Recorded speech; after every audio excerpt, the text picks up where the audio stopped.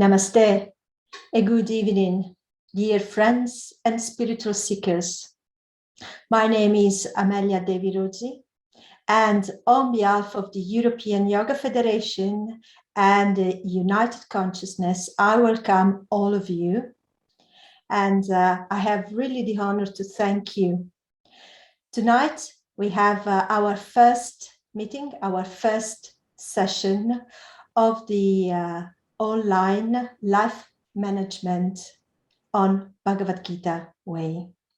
I would like to introduce you Swami Suryananda Swaraswati, Amadio Bianchi, and Sir Dr. Vikrant Singh Tomar. Thank you very much, Amelia ji. I also, on behalf of United Consciousness, welcome Swamiji in this 7-day series on Bhagavad Life Management, Bhagavad Gita way.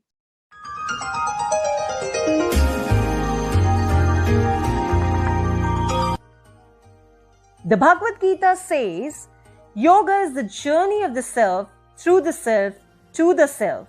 Today, we are fortunate to welcome Swami Suryananda Saraswati ji from Italy. He is the creator and founder of the World Yoga and Ayurvedic Community, President of World Movement for Yoga and Ayurveda of the European Yoga Federation and the C.Y. Surya International School of Yoga and Ayurveda, Vice President of the International Yoga Federation of New Delhi, and a founding member of the European Ayurveda Association. He has been practicing and teaching yoga for 52 years. He has held courses in Italy, India, Greece, France, Spain, Switzerland, and many other countries. The result of years of experience gained in close contact with Indian psychophysical reality, with luminaries of Ayurvedic medical sciences and Eastern monks, and is often present in major congress as a speaker. He authored many books dedicated to yoga and Ayurveda. Kofi Annan has rightly said, we may have different religions, different languages, different colored skins, but we all belong to one human race. Dr. Vikrant Singh Tomar, a name that resonates and impels us to think about spiritual elevation and gratitude. Dr. Vikrant Singh Tomar is a master's in management and human resources. But that's not all. His understanding of the Gita and other ancient scriptures and how this knowledge can be implemented to the modern-day lifestyle for our spiritual upliftment while doing our daily chores is impeccable. His communication skills are superb, and he creates an environment of openness and trust for everyone, and his thoughts are a blend of knowledge and relatable examples from everyday life. I request Swamiji to begin the talk and let the audience get benefited by the timeless story of Mahabharata. Over to you, Swamiji. You may need to unmute, Swamiji. Unmute, Swamiji. I am so happy to be here with you and speak about one argument that I prefer in the life, is in my heart, Bhagavad Gita and Mahabharata.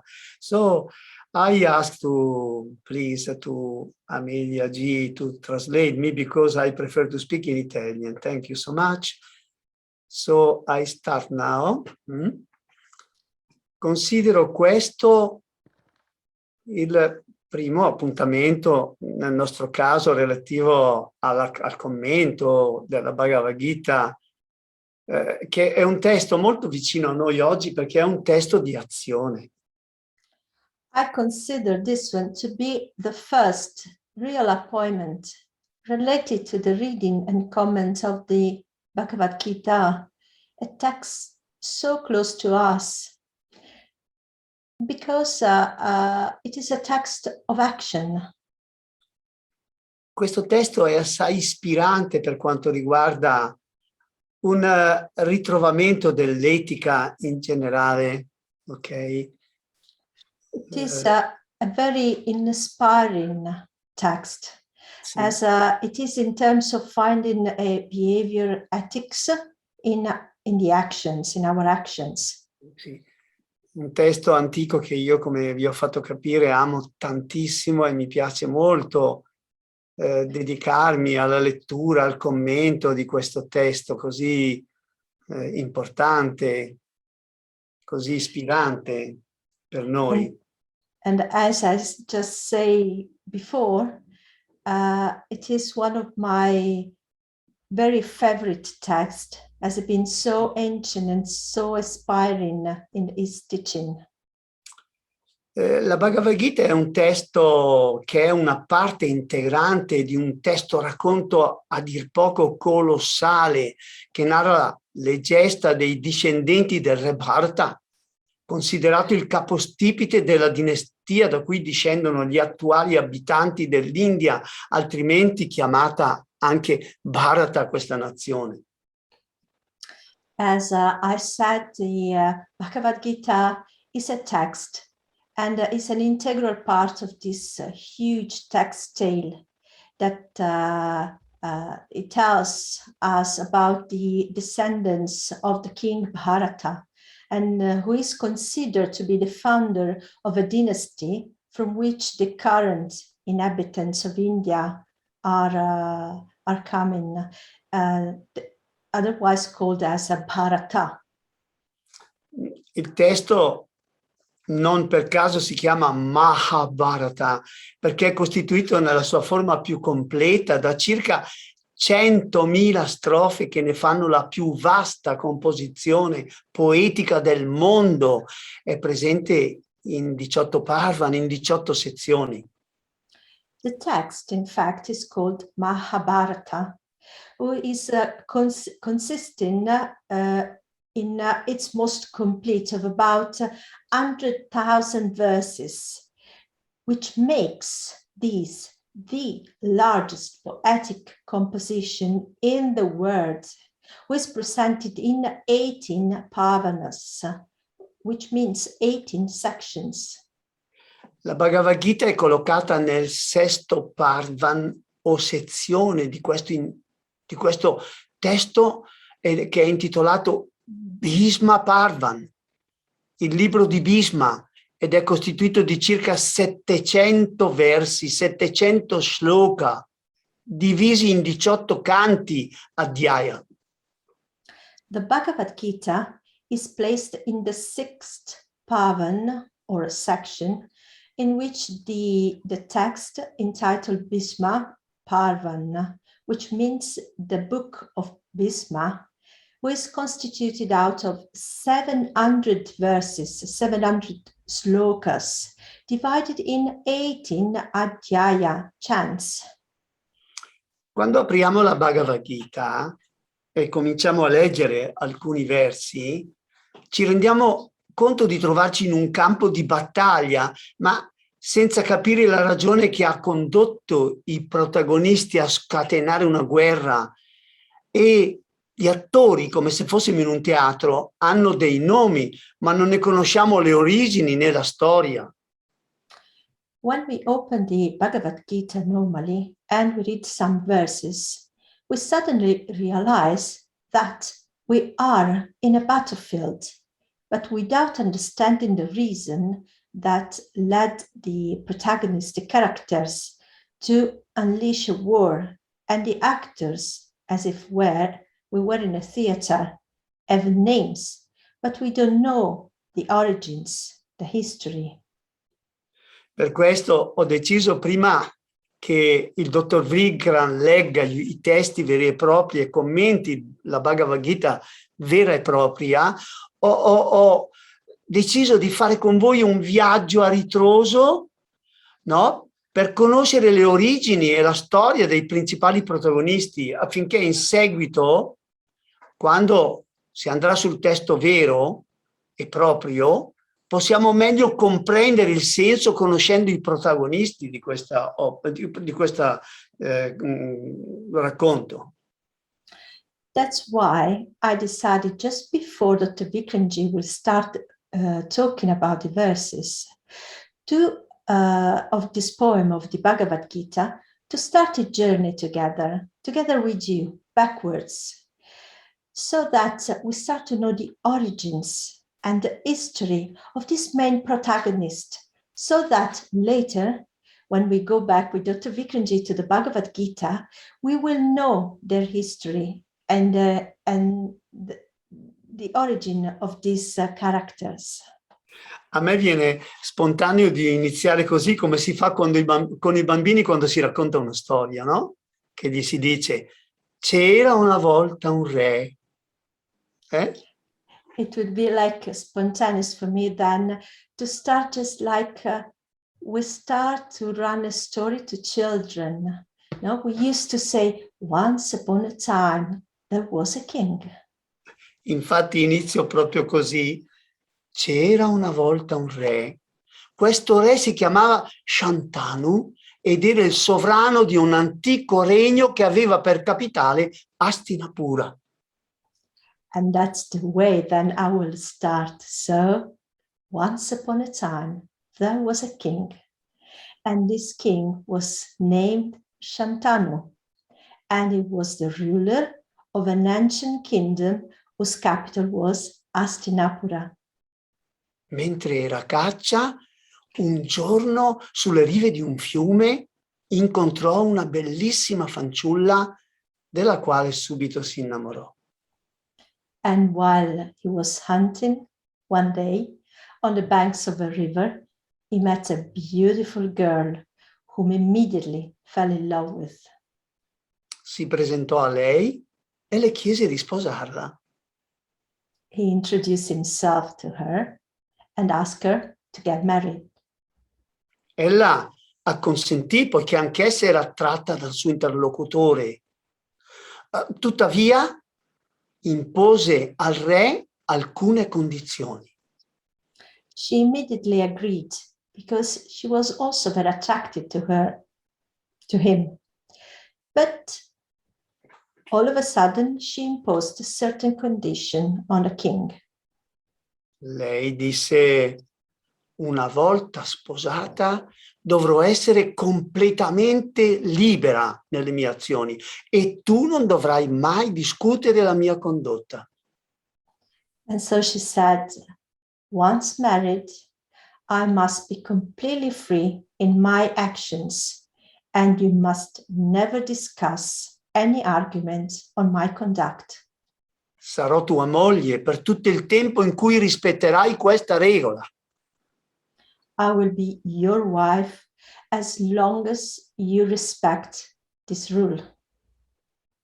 Il re Shantanu, innamorato, accettò questa condizione senza riserve e si sposarono. And King Shantanu was so much in love with her. He accepted all her conditions unreservedly, and they got married. Al momento opportuno, lei partorì un figlio, ma appena fu in grado di alzarsi e reggere il bambino fra le sue braccia, si recò al fiume e lo annegò. At the right time, then, she gave birth to a son. But as soon as she was able to stand up and hold her child in her arms, she went to the river and drowned him in the water. Il re Shantanu fu sconvolto, ma aveva promesso di non discutere la condotta di sua moglie, così non fece commenti e non li fece nemmeno in altre 6 occasioni, quando cioè la moglie ripetò questo gesto in occasione di altri 6 parti. King Shantanu was shocked, but he had promised her not to discuss any wife's conduct. So he did. He made no comment. He did not comment on the 6 other occasions when his wife repeated this same gesture on the other 6 occasions. Ma quando nacque l'8º figlio e la regina si apprestava come di consueto a recarsi al fiume, il re la seguì e, incapace di trattenersi oltre, la pregò di interrompere quell'orribile rito. But when the 8th son was born, the queen was preparing as she was preparing herself as usual to go to the river. But then the king this time followed her and, unable to stay any longer, begged her to stop this horrible rite. Così, essendo venuto meno alla sua promessa di non discutere il comportamento di sua moglie, il contratto di matrimonio era da considerarsi annullato. And so, thus having failed in his promise not to discuss his wife's conduct, the marriage contract then was to be considered cancelled. Va bene, disse la regina, risparmierò questo bambino, lo disse senza scomporsi, ma è giunto il momento di lasciarci. And so the queen said, all right, then I will spare this child, and without even getting upset. But it's time now to leave. Sì, rispose il re, ma prima di andartene spiegami almeno il perché del tuo comportamento. And then the king answered, okay, but before you go, please explain at least to me the reason for your behavior. Allora lei gli spiegò che era Ganga, la dea di quel fiume, e di aver assunto sembianze umane al solo scopo di mettere al mondo quegli 8 bambini, come era stato deciso, e di aver scelto che il padre fosse proprio lui, Shantanu, per averlo reputato degno di questa azione. And then she started to explain to him that her name was Ganga, she was the goddess of that river, and that she was assumed a human form for the sole purpose of bringing those 8 children into the world, as been decided, and that she had chosen him as a father for having considered him, King Shantanu, worthy of this action. Ganga spiegò anche che gli 8 bambini erano i Vasu, esseri di origine divina, ma che si erano macchiati di furto rubando Nandini, la preziosa mucca del saggio Vashista, e per questa colpa erano stati condannati a vedere la luce sulla terra. She also explained him that these 8 children were the Vasu, these very divine beings. But as they were make themselves stained of bad action, like stealing Nandini, the precious cow of the wise Vasishta, and for this fault they were condemned to see the light on the earth.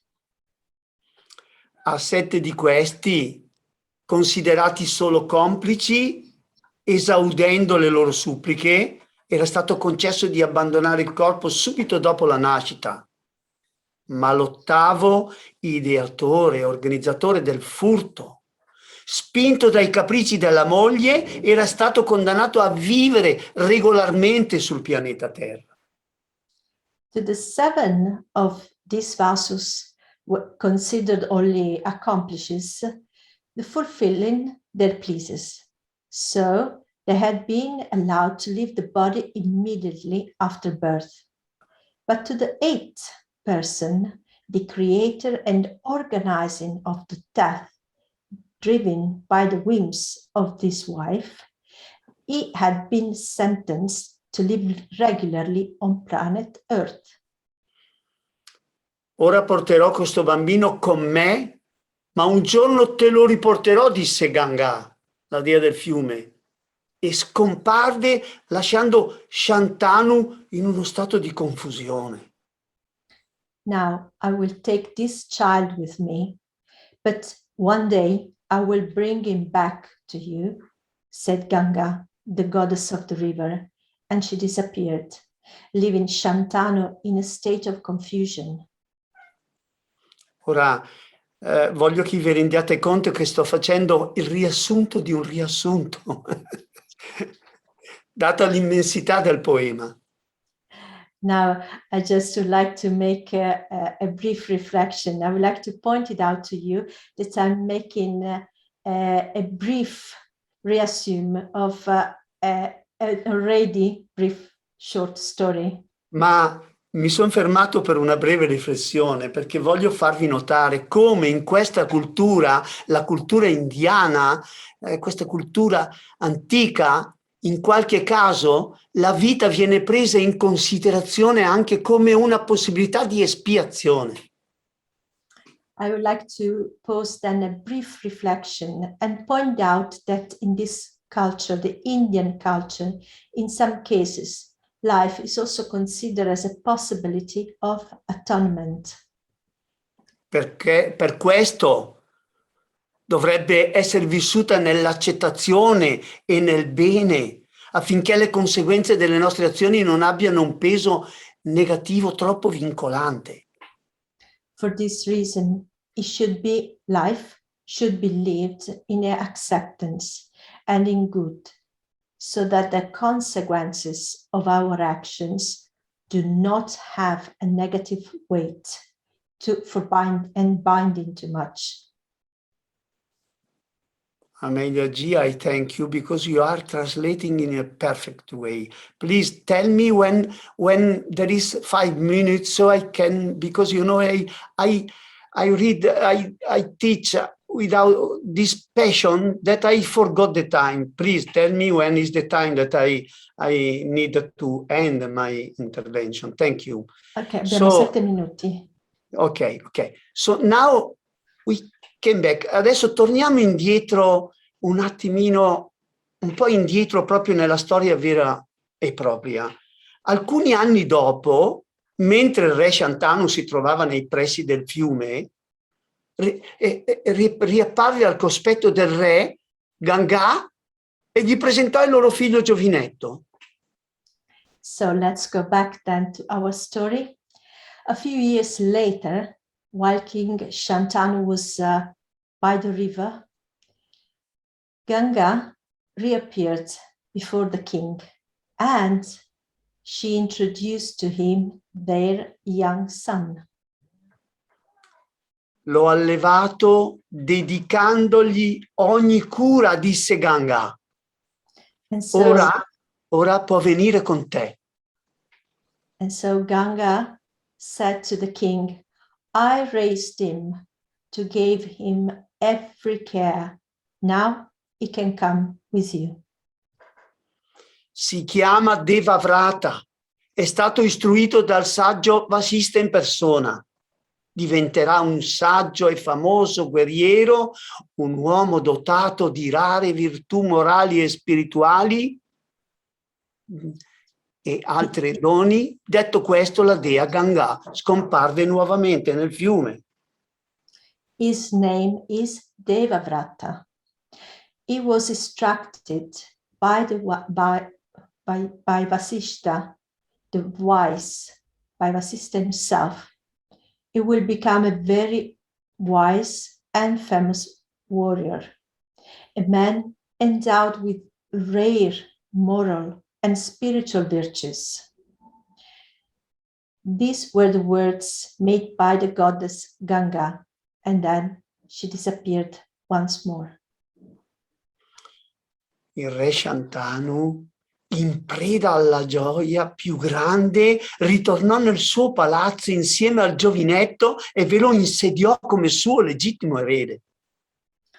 King Shantanu was so happy. He returned to the palace and introduced his young child to the court.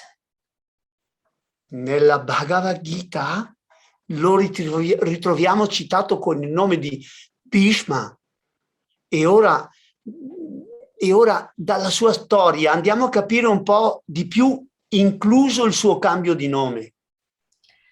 During the Bhagavad Gita story, we will find him mentioned with the name of Bhishma.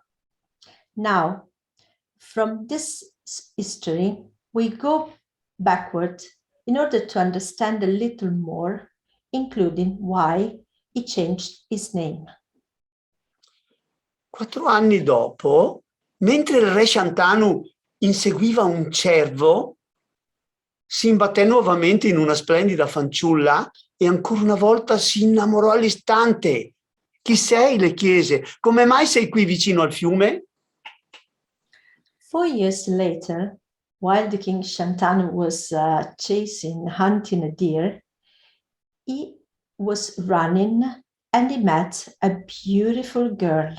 Once again, he felt in love immediately. Chi sei? Le chiese. Come mai sei qui vicino al fiume? And so he asked her, "Who are you? Why are you here so close to the river?" Sono la figlia di un pescatore. Aiuto mio padre a traghettare i viandanti sull'altra riva, disse lei. I am the daughter of a fisherman. I help my father to ferry all the people from one side to the other shore of the river. Il re andò in cerca del padre e la chiese in sposa. L'uomo accettò di buon grado, ma pose le condizioni che il figlio che fosse nato da lei divenisse il suo successore. The king then went in search of her father, and asked him to get the daughter as his wife. Obviously, the man was very happy to accept, but he placed a condition that the son that would be born from this union will be the successor. Questo il re non poteva accettarlo, avendo già come erede il figlio avuto con Ganga, Devavrata.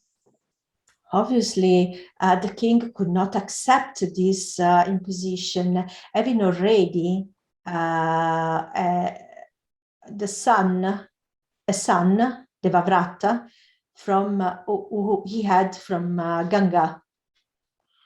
Il re ritornò al palazzo, deluso, amareggiato e triste. So the king returned to the palace, disappointed, sad, and embittered. Nei giorni seguenti, il giovane principe Devavrata, accortosi dell'umore melanconico del padre, gli domandò: "Padre, che cos'è che turba la tua mente?" In the following days, the young prince Devavrata became aware of the melancholy mood of the father, and so he asked him, "Father, what troubles your mind?" Sono in ansia per il nostro futuro, gli rispose il re, per il futuro della nostra dinastia. Tu sei il mio unico figlio. Se dovesse colpirti una sventura, la nostra dinastia si estinguerebbe. And so the king replied, "I'm a little anxious for our future, for the future of our dynasty. You are my only son. If something happens to you like a misfortune, our dynasty will be extinguished." Tu ti addestri continuamente con le armi e diverrai un prode guerriero. Ma come si può predire la fine di un guerriero?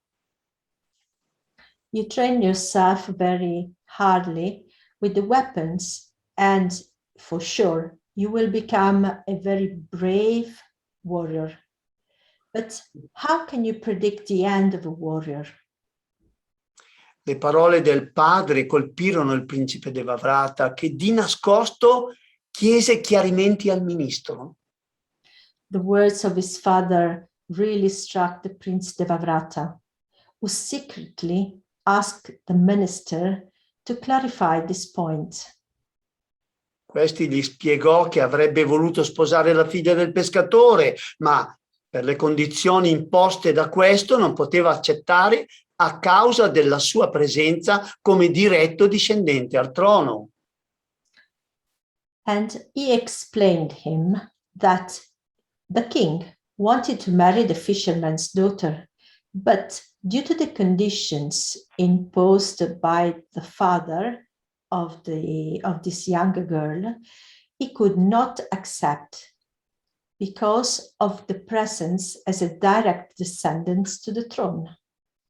Devavrata allora si recò dal pescatore e, intenzionato a scegliere la castità, gli promise che a tempo debito il nascituro di sua figlia sarebbe salito al trono. So Devavrata then went to the fisherman and he promised that he would get into chastity, and due to this, the son of the future son of the king would rise to the throne. Il pescatore si fece promettere anche che il nipote nato da sua figlia sarebbe stato il successore della dinastia. So the fisherman also made promise that his daughter's grandson would be the successor to the dynasty. Il pescatore era finalmente soddisfatto e fu in questa occasione che Devavrata assunse il nome di Bhisma, che significa uomo dal saldo intento. So the fisherman was finally satisfied, and was just in this occasion that Devavrata changed his name and assumed the name of Bhishma, which means man with the firm intent. Bhisma caricò la giovane fanciulla sul carro e le disse: d'ora in poi tu sarai mia madre. So Bhisma took the young girl on the chart and told her, from now on, you will be my mother. I think is the time correct. Huh? Yes. In this way, we present you one of the protagonists of Bhagavad Gita, Bhisma. Grazie per avermi seguito fino qui. Ora lasciamo la parola al dottor Vikrant che vi parlerà della Bhagavad Gita. So now we'll stop here with the Mahabharata. We talk about the Bhisma as a character. And I would like to leave the words and the floor to Dr. Vikrantji, who will introduce to us the very wise words of the Bhagavad Gita. And tonight, Dr. Vikrantji will speak about the Karma Yoga, the right action with proper attitude for liberation. So the floor is yours. Thank you you. very much, respected Swamiji. Thank you, Amelia-ji. And I welcome all of you, dear friends. We are going to talk about the timeless message of Bhagavad Gita. Bhagavad. Bhag means the Lord himself. Vad means spoke. Gita means song celestial. So it's a song celestial spoken by Lord himself. That is what is the literal meaning of Bhagavad Gita. Everybody on this planet wants peace and happiness. Peace and happiness is the goal of every goal of life. But in spite of that, we are most intelligent and least happy species. And that's why Bhagavad Gita becomes extremely relevant, because it teaches us the path to reach permanent peace and happiness in life, not temporary, permanent peace and happiness. From India to Australia, from Australia to London, from London to New York, every part of the world, go and ask any parent, what do you want for your kids? What kind of life you want for your kids? They will say, we want peace and happiness for our kids. How to get it? How to get associated with it? Bhagavad Gita gives the key to it. Chapter 3, 4, and 5 of Bhagavad Gita talks about Karma Yoga. Chapter 2 of Bhagavad Gita is the Gita summary, and chapter 1 is introduction. Chapter 1 introduction, chapter 2 is the summary. Chapter 3, 4, 5 of Bhagavad Gita talks about Karma Yoga. So today we are going to talk about Karma Yoga as an instrument of permanent peace and happiness in life, of liberation in life. So Gita has 700 verses. We are going to talk about chapter 3, 4, and 5 now. Karma Yoga. Karma is made up of a Sanskrit root called kri, means action. It also means results of the action. So when you say karma, it means action, and the results of action also is karma. Yoga. Yoga is derived from the root yuj, to connect with self, to connect me with myself, and to connect me with Supreme, both. So karma means action and results of action, both. Yoga means connecting me with self and Supreme, both. So what is Karma Yoga?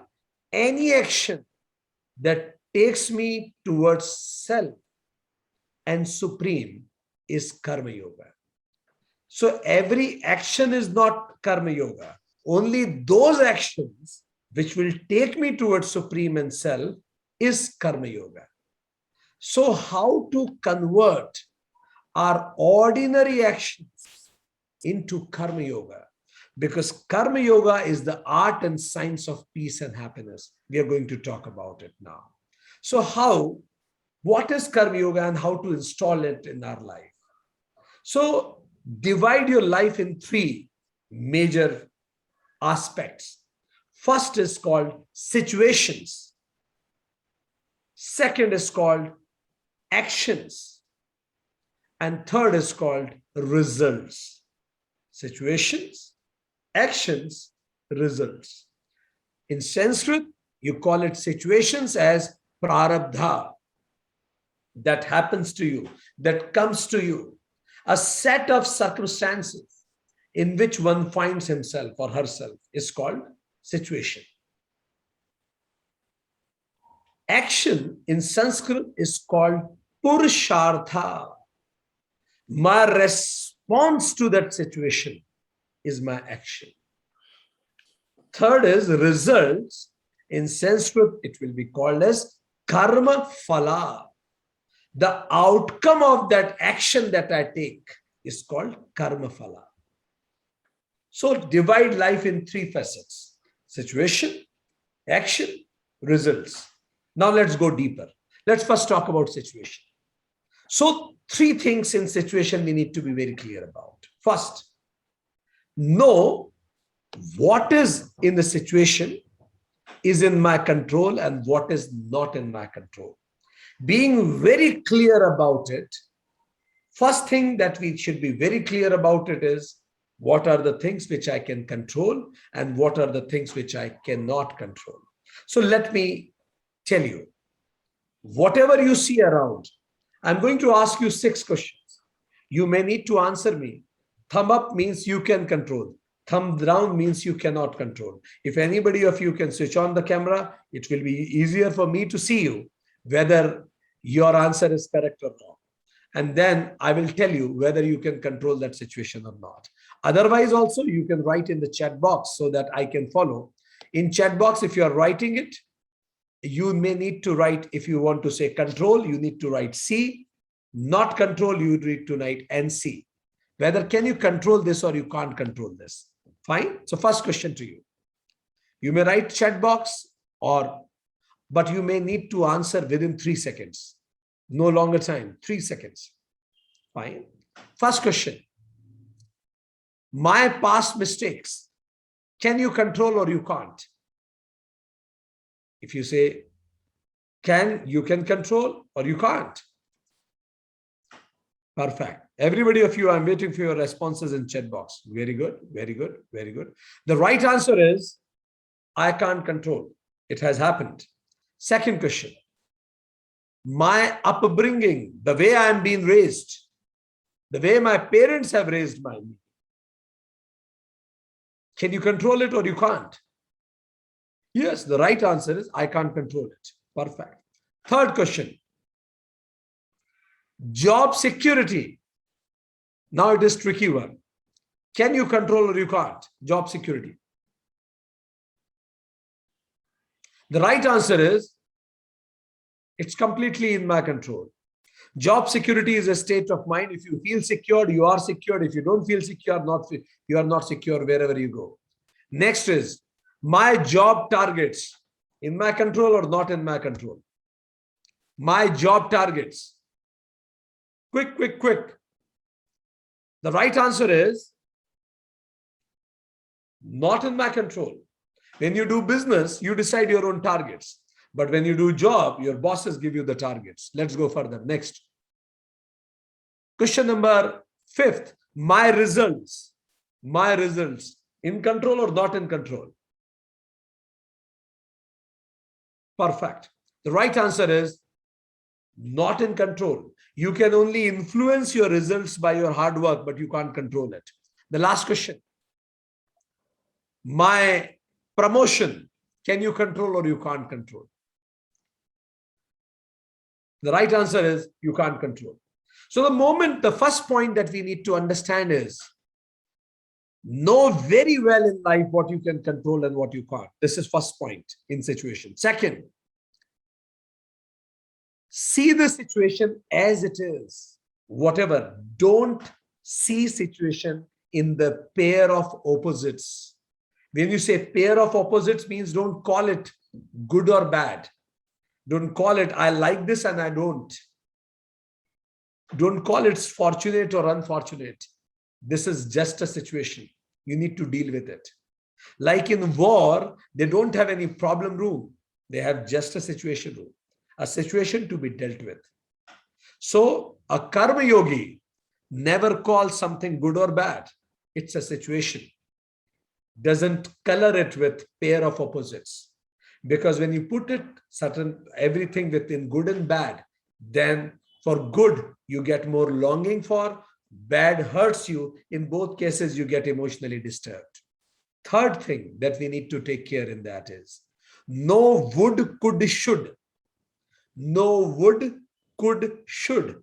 I would have done that. I could have done that. I should have done that. These things only bring misery to us. Bhagavad Gita chapter 2 verse 11 says, Gatasun agatasu na anushochanti panditaha.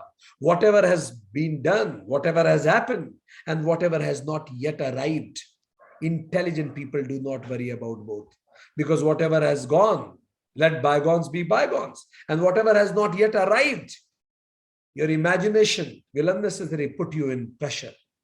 So 3 things that we need to do. Once you are clear about it, then what we get is called Samatvam Yoguchyate, verse 48, chapter 2. Samatvam means equipoised mental state. So you remain relatively more balanced. Like we all are homeostatus. It means we can adjust our temperature. We can maintain our temperature inside, irrespective of the outside situation. Similarly, we need to be mental status also. Should be able to maintain an inner balance irrespective of the situation also. Like Rumi, a famous philosopher, used to say, out beyond the ideas of right and wrong, there is a field. There is a field beyond calling people right and wrong, good or bad. There is a field. I will meet you there. If you really want to be peaceful, start seeing beyond good, bad, ugly, beautiful. See things as they are. This is first is called situation. Once you understand in that situation, there's certain things which are not in my control. Then you will also know that there are certain things which are completely in my control. And then when the things are in my control, second is actions. Purushartha. Now give your 100% to whatever is in your control. It also has 3 facets in it. First, giving 100% efforts. Giving your 100% in whatever you can control. This is very much important. Michael Phelps, a famous swimmer, Olympian champion, 23 gold medals. When he himself was the Olympic champion, He gave an interview and he said, I used to wonder, I'm the world champion. How can I improve now any further? And then he realized that he was making one mistake. And what mistake he was making? While he was swimming, he used to, for a couple of microseconds, he used to see the competitors, how much his competitors are behind him. And he said, I realized while I am looking back and seeing to the competitors, my focus is not 100% on my efforts. And then he realized, and that day onwards, he stopped looking at the competitors and he started focusing on efforts only. And he broke his old records. But again, the same question came to him, how can now I improve all the more? Then he also thought one interesting thing. He said that I realized that while swimming, for a couple of microseconds, I come over the water level and see how far is the objective, the end line from me. When I'm seeing the objective or the end line, those microseconds, my focus is not on my efforts, but on objectives. And even that is a deviation, he said. And he said that I feel at times goal itself becomes a big obstacle in achieving the goals. So it is very much important to withdraw all your attention and put it in the efforts. This is what Michael Phelps said. And Gita says, chapter 2, verse 47, Karmani eva adhikaraste. Only one thing is there in your control, that is what you do. What happens to you is never in your control. If you keep on thinking about what happens to you, why it happened, you will remain miserable throughout your life. So focus on what you can respond to it. Point number one, give your 100% efforts. Second point, give your 100% focus. Not only efforts, focused efforts. When you're doing it, you should be 100% involved in it. Either you don't do it, but if you're doing it, nothing else should matter then. If I will either not do it, if I do it, then it will be my best ever. So how will you know? It should be the last thought when you go to sleep in night.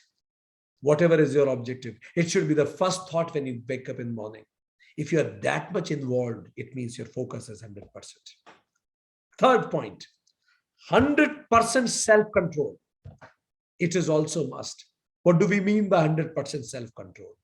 Upholding every promise that you do to yourself. If you said to yourself tomorrow morning onwards, I will start doing yoga, then do it. Deadline means either you are at that line when you decided, or you are dead. This is what deadline means. Make a plan and live your plan. This is what it is. So 100% self-control. Uphold every promise that you do to yourself. It is very important, because if you default any promise with yourself, it is what you call that you lack self-confidence. So these three things in Purushartha we need to do. And that leads to another definition of yoga in Bhagavad Gita, chapter 2, verse 50, yoga karmashu kaushalam. Then you will become skilled in whatever you do. 100% efforts, focus, and self-control. Whatever you do, you will become skilled. Yoga karmashu kaushalam. The skill, the dexterity in action is also called yoga. So first is in situation, samatvam yogyuchyate, mental balance. In this physical balance, yoga karmashu kaushalam. Whatever you do, you are skilled in that. Now, last part, component left is karma phala, result, the outcome of what you do. Like Michael Phelps. So he understood it that I should stop looking at the objectives. Then what should I do? I should count my hands. How many strokes does it need to reach to the objective, the goal, the last line? And he used to jump into the water and count his strokes and done. He never used to bother about the results. So first lesson about this is accept results as it is, whatever comes to you, because you have no other option. Results are never in your control.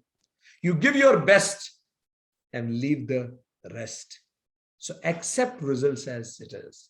As they say, Insha Allah, God willing, Jaisa Ram Chahe, in different languages. God willing. I give my best, God willing, I succeed. God willing, I may not. So when you succeed, you get filled up with gratitude because you know there is certain higher forces that applies on you. It's not only your effort, there are some higher blessings also. So you get filled with gratitude rather than arrogance that I did it. And when you fail in case, again, God willing, some higher forces doesn't wanted me to succeed. That's fine. So you won't go in depression. So you will be balanced in each cases. In Hindi, in Sanskrit, it is called Isha Krapa. Ish means Lord, God. Krapa means blessings. Blessings of the Lord I succeeded. But if I fail, it is called Ish Ichha. God willing. God wanted me to fail this time. That's okay. This is how I've lived my life. That way you become balanced. No arrogance, no depression. Second point to take care in that is no mental dependency on results.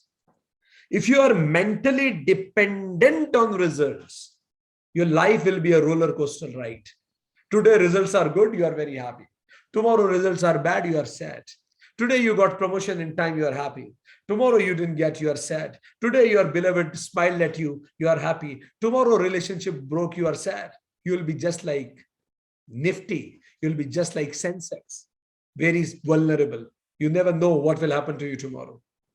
What kind of life it is? Such vulnerable life. Because you're depending on something that is out of your control. Anywhere, if you depend on anything which is out of your control, you'll be miserable for sure. Whether it is a relationship, person, results, or whatever.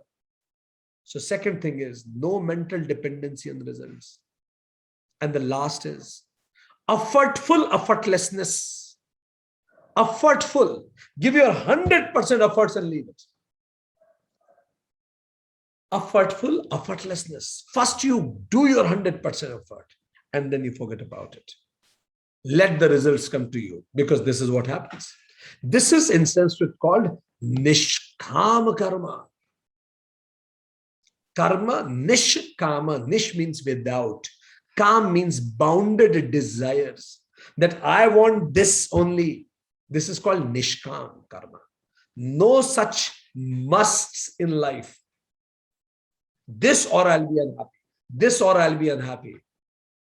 And that becomes problem in life. So effortful effortlessness.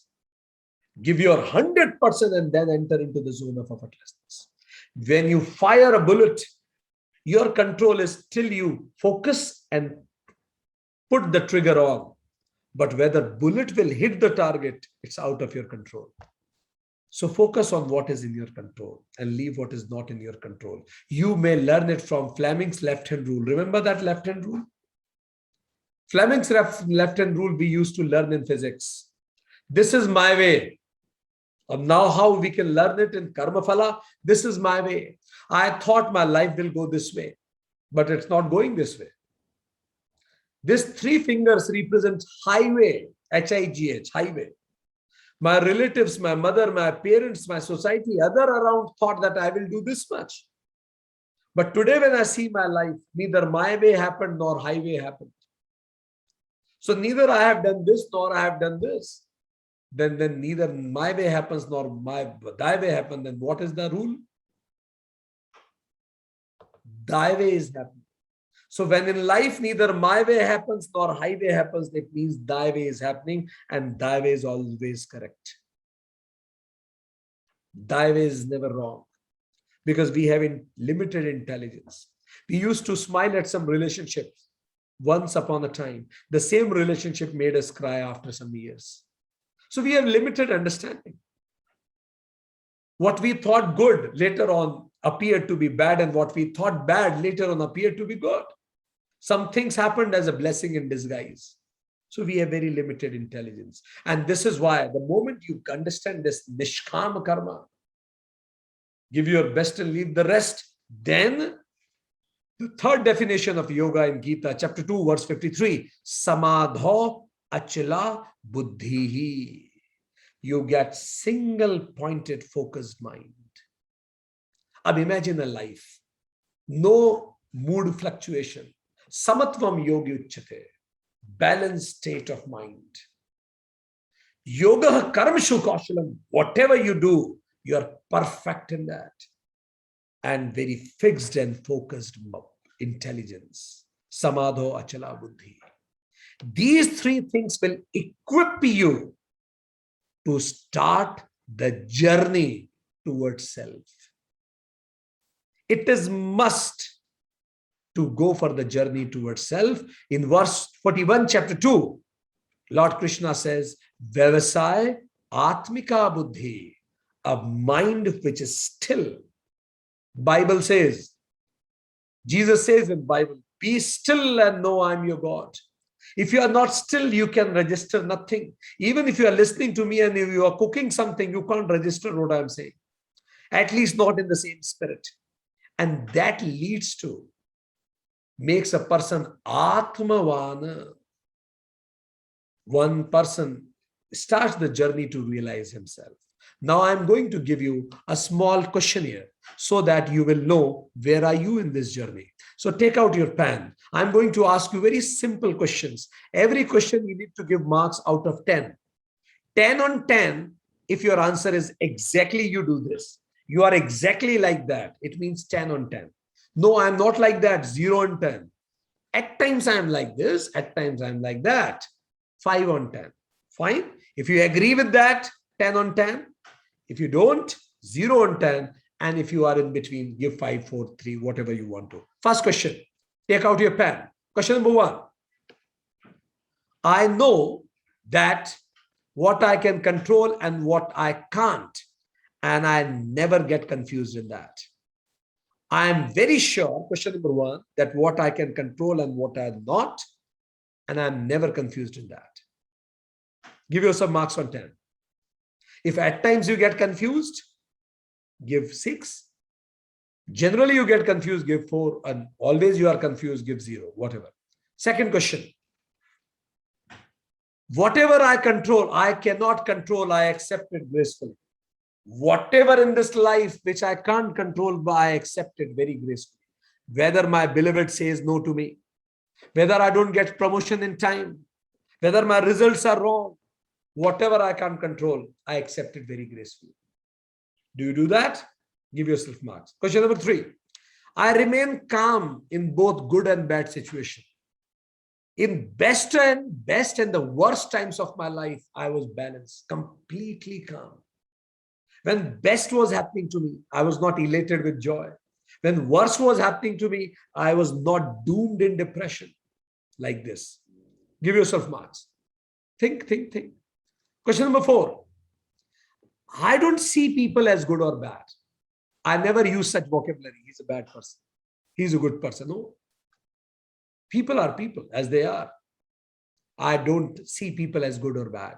Question number 4. Now question number 5. I don't feel sad about past bad incidences. Whenever I look back to my memory lane and I see things were not good, I don't feel bad about it at all. Whatever happens in life happens for good, period. Are you like this? What you do, please mark on the basis of that, not what you think actually. What you actually do in your behavior. Question number 6. I don't worry about future. I don't worry about future. Give yourself marks. Done? Perfect. These 6 marks are the marks of your situational control. Now, next question. Question number 7. Whatever I do, either I don't do it, or if I'm doing it, I give my 100%. Whatever I do, I give my 100% into it. Wherever, whatever I do. Give yourself marks. Do you always do it? Write down. Question number 8. The task in hands, whatever task I'm doing, becomes the last thought when I go to sleep and is the first thought when I get up in the morning. Give yourself marks on 10. Quick. Question number 9. I remain completely focused in what I do. Whatever I do, I remain completely focused. Give yourself marks on 10. Question number 11. Question number 10. Time flies and even I lose myself when I do my work. Time flies and I lose myself also. I get so much involved whenever I work. Give yourself marks. Question number 11. I uphold every promise I do with myself. I uphold every promise I do with myself. Question number 12. I plan my day and I act on plan as it is always. I never fail my timetables. Quick, give yourself marks on 10. These from 7 to 12 are the questions for your actions. Now, 13th question. I accept good and bad results alike. Whether good or bad results, I take it alike. Question number 14. Once I am convinced with the task, I don't think about results. If I am convinced with the task, I get focused in task and I don't think even about the results. Give yourself marks. Question number 15. After results, I neither repent or rejoice. Whatever results come, I never repent. Or I don't get too much elated. Give yourself marks. Question number 16. My happiness doesn't depend on the kind of results I get. Good or bad, my happiness never depends on it. Even if the results are bad, I'll remain happy. Question number 17. I give my best and leave the rest. Is it your attitude in life? Give yourself marks. Last question, question number 18. My mood does not depend on the results. My mood doesn't depend on the results. Fine. Perfect. So now you can total it later, but if your marks are between 0 to 30, it means you are raw. If your marks are between 31 to 60, it means you are scrolling on the path of yoga. If your marks are between 61 to 19, it means you are walking on the path of yoga. If your marks are between 91 to 120, you are walking fast on the path of yoga. And if your marks are between 121 to 179, you are running actually on the path of yoga. And if you got 180 on 180, then you are fit to be a Karma Yogi very soon. So you can total it later. Let's summarize what we discussed. We discussed Karma Yoga means, it is in chapter 3, 4, 5 of Bhagavad Gita. Karma starts from Kri Dhatu, that means action and the results of action. Yoga from Yuj root, from connect with self and Supreme. So any action that takes me towards self or Supreme is called Karma Yoga. Not every action is Karma Yoga. Only specific action becomes yoga. So what are those specific actions? For situation, 3 things. Know what is in my control and what is not. Second, see situation not in pairs of opposites. And third, know would, could, should. And this is what you call Samachvan Yoga Uchyate, be equipoised mentally. Second, in situation. Second is in actions called Purushartha. First is give your 100% effort, give you 100% focus, and give you 100% self-control. Yoga, Karmshu, Kaushalam, dexterity in action becomes yoga. And third is about results, Karma Phala, outcome of those responses. So first is accept results as it is. Isha Karpa, God willing. Surrender. And another is no mental dependency on results. And effortful effortlessness, called it Nishkama Karma, that leads to Samadho Achala Buddhi, single-pointed Buddhi, that leads to a person becomes Atmavan, self-focused and ready to get liberated, at least on the beginning level. So this is a small introduction of Karma Yoga. Now me and Swamiji both are open for questions. I request whosoever wants to ask any question, they can switch on their camera so that we can see them and you can ask questions. If you're not comfortable with switching on the camera, you can, without switch on the camera, also ask the question. But yes, it will be good if you can switch on the camera and ask question. Any question, anybody? Yeah, can you hear me now? Yes, yes, yes. Dr. Tomar, this is Aditya from Dubai. My question is about 100% effort versus overdoing things. So how do we know that we are in the 100% or we are approaching it 100% or we are trying too hard towards anything? Whenever we do effort, when we say 100%, only there is one yardstick. Ask yourself very honestly, could I have done better? If answer is yes, it means the effort was not 100%. If answer is no, it means effort was 100%. In spite of your 100% efforts, continuously, if you are not getting it, it means you are made for something else. Maybe something better or something else. but not for this. So give your 100% efforts, then you will realize it, whether those things are made for you or not. But without doing it. But I always feel, no matter how hard I work towards something, I always feel there is something else that could have been done. And in hindsight, especially, so, okay, your mind starts working, this could have been done, or there was some other approach that one could have taken. So, which is what brings in this confusion and question. Got it. Whenever you are planning, sit back and make the best plan possible in a given situation. Might have beens has no place in life. This is the first part of situation. Would, could, should. I could have done that. I should have done that. This happens when we invest relatively less time in planning.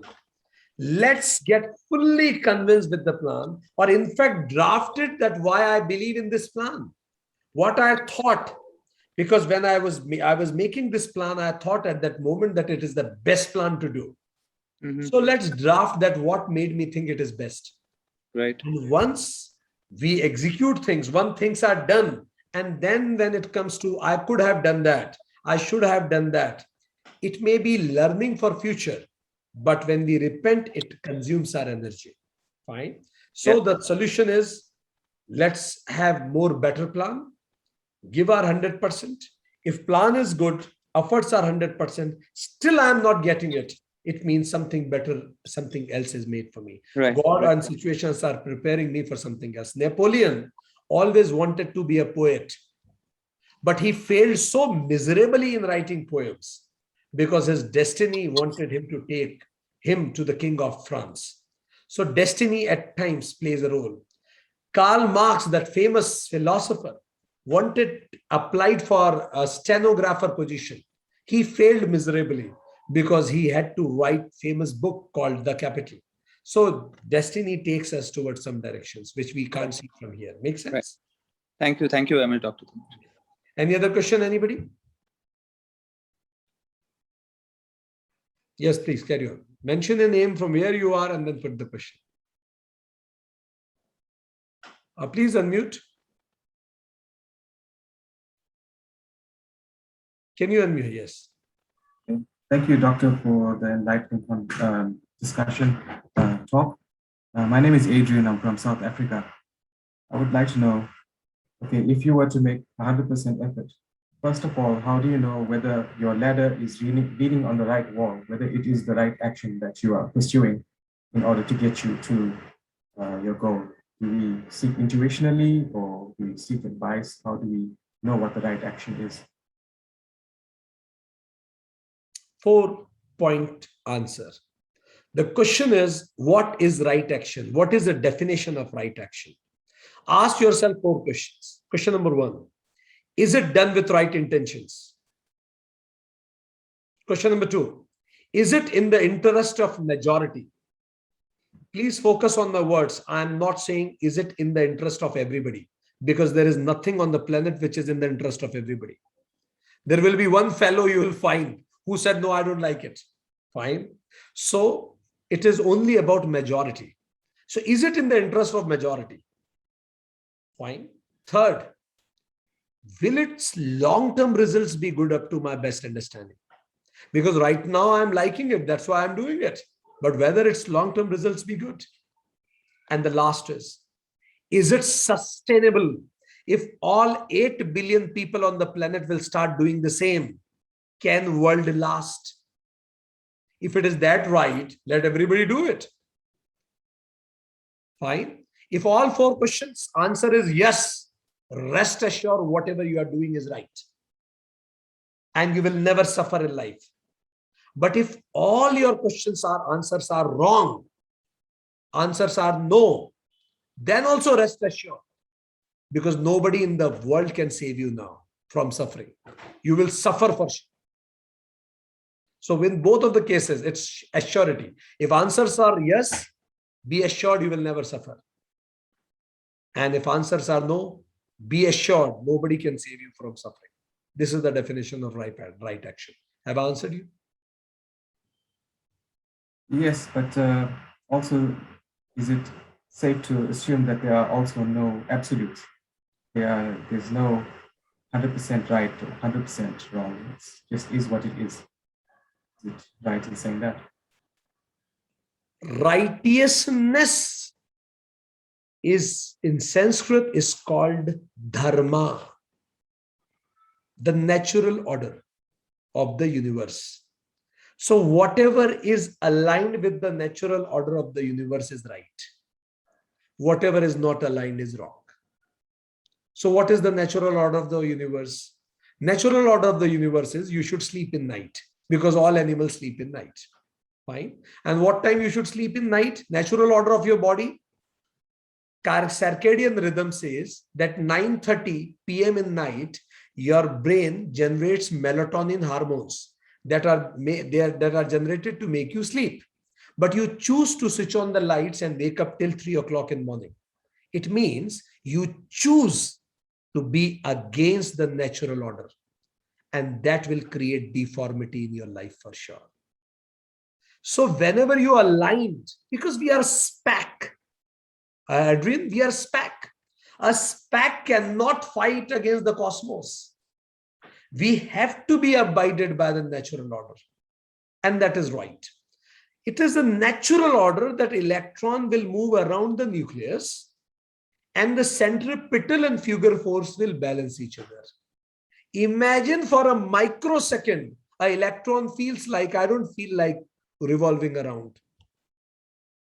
Whole universe will go to vanish in a second. We all are there because at micro, at macro level, everything is following its own dharma. Fine. And dharma is right. There are absolute rights. It's absolute right. Yes, in social definitions, you may call some social things, but in absolute definition, there is an absolute definition of right, and that is what you call dharma. Make sense? Yes. Thank you. Thank you. Any other question? Thank you.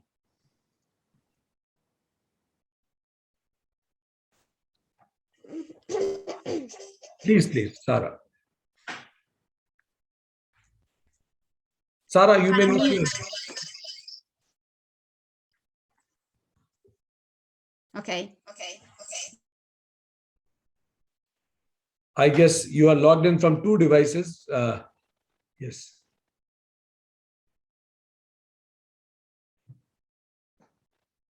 So this journey with the blessings of Swamiji, we will continue in many of the series. It is a 7-session series. It is the first session today we discussed only on Karma Yoga. And Swamiji started and reached only till Bhishma. Yes, Sarah. Sarah, you may need to unmute. You can't unmute, is it? Sarah. Okay, Yes. got it. Thank you. It's not me. My son wants to ask you something. How do you give 100%? How do you give 100%? When you do what you love, whatever happens is always 100%. Like when you love to play, maybe basketball, and when you play it, you forget yourself. You forget everything other than the ball and the goal. So whenever you do whatever you love, it automatically becomes 100%. So we need to start loving what we do. If we are studying, love what you are studying. If you're with your mother, love being with the mother. When you love, 100% becomes spontaneous. Like I'm loving talking to you. So nothing in this universe matters right now more than you, because I'm loving talking to you. But if I'm not loving talking to you, then I need to snatch my attention and give it to you. Then it becomes difficulty. So the solution is love what you are doing. If you are eating food, love that food. Such a beautiful thing. Think about the whole journey of that food that came to your plate direct from the fields and farms. So much journey it took just to reach in your plate and to go to your abdomen to provide you energy. Such a great journey that food has taken place. When you wear this cloth, Imagine the amazing journey that cotton has taken place directly from the forms, through all processing, all coloring, shedding, so that it can touch your skin and safeguard you. So many things are happening around you. You sit back and see, you will automatically fall in love with that. Make sense? When you love, you give your 100%. Got it? Yes. Do you love me? Yes. I also love you. Thank you. He is the youngest participant of these I think so. My salutations. My salutations. Thank you. I wish at your age I would have attended these classes.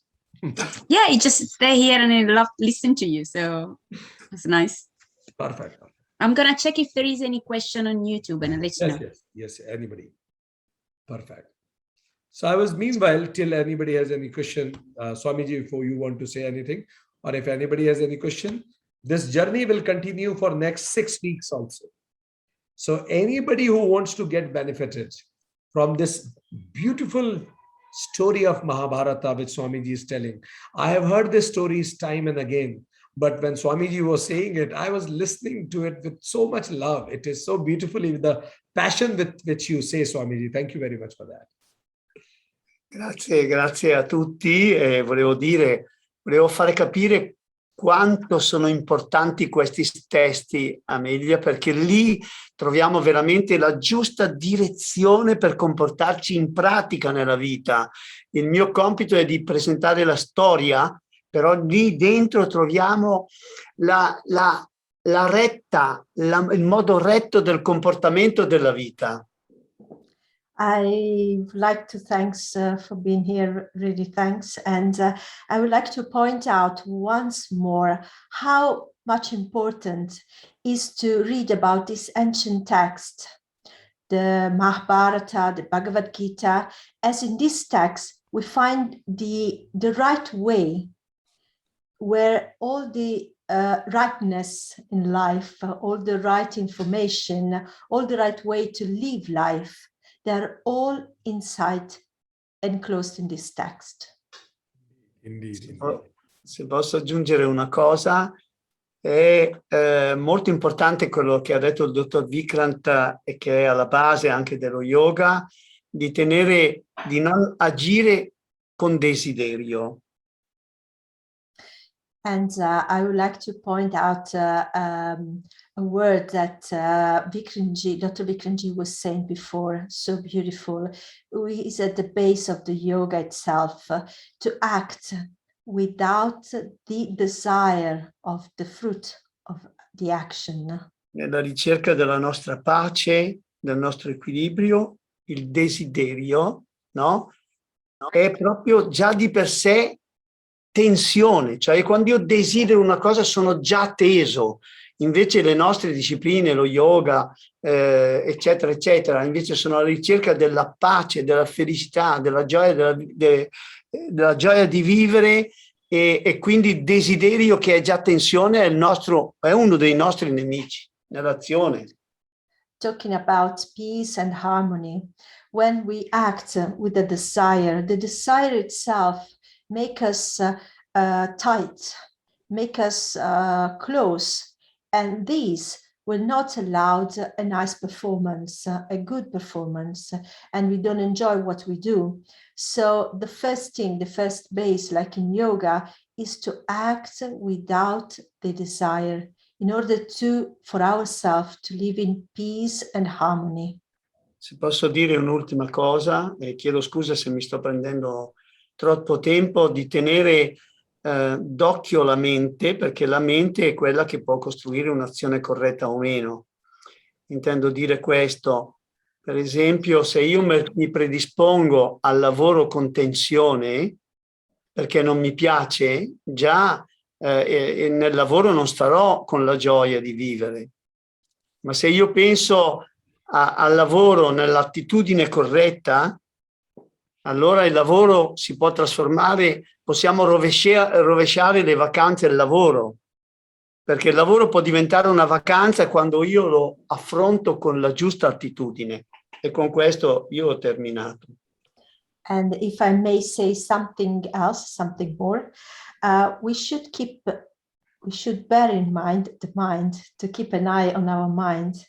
As for instance, if we work with tension, our work is getting unpleasant. And while if we work with the right attitude and we like and we love what we do not need holiday, because our work itself is a holiday. Perfect. True. And one interesting thing I want to tell you, thank you very much, Adrian from South Africa. Let me share one interesting thing what he made. I loved it. Thank you. Let me show you. He was so spontaneous as a student. He just made a diagram of the whole session today. See? And he shared that diagram with everybody in the chat box, whatever was told today. Excellent. I'm amazed to see. This is what I call yoga karmshu kaushlam, dexterity in action, single pointed focus, 100% efforts. That's amazing. Thank you. Okay, we are still left with maybe couple of minutes. Anybody has any question? Next week, the topic, the story will go from Bhishma onwards, and I will be talking about law of karma. It is a beautiful topic, and it is the essence of Gita. Today we had karma yoga. Next week we'll have law of karma. I suggest anybody in your fraternity who wants to attend these classes live, they can attend these classes live. The purpose of European Yoga Federation is this only, to spread the goodness beyond boundaries. So everybody is invited. If anybody has any question. Thank you, Abhishek ji. So we are still left with 5 minutes. Anybody, any questions, any sharing, anything else, you're welcome. Doesn't work. Yeah. Hello, everyone. Thank you very much for this beautiful lesson. I'm from Australia. Sorry, it's 4:30. Oh my here. goodness. Oh my goodness. Yeah, that's fine. I'm happy to join. Thank you very much. It means when the session started, it must be 3:15 at your place, midnight. Yeah. I salute your instinct of gaining knowledge. So we had Sarah's son, who was youngest, to attend the session. And we have Larissa, who woke up at 3:30 around morning to attend this timeless wisdom. My salutations to your dedication. Thank you very much. Next week, we'll meet again with a couple of more topics in this.